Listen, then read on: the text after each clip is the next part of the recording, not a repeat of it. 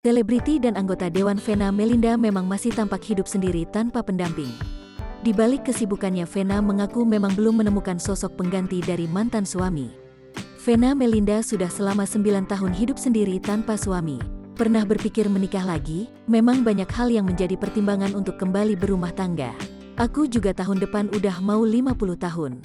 Siapa orang yang mau pilih 50 tahun? Kecuali itu jodoh dari Allah, ungkapnya pada kanal YouTube Melanie Ricardo, dikutip Jumat tanggal 19 November tahun 2021.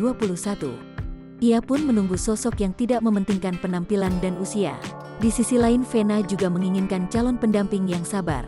Vena pun mengungkapkan dirinya ingin mempunyai seorang suami yang bisa menjadi imam.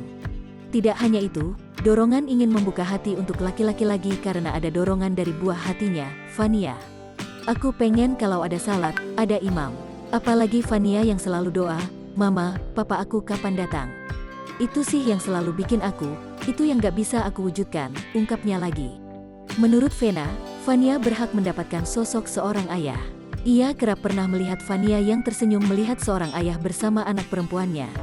Itu yang selalu aku berdoa. Ya Allah, kalau aku masih dikasih jodoh, tolong beri figur yang baik. Khususnya buat Vania, kata Vena.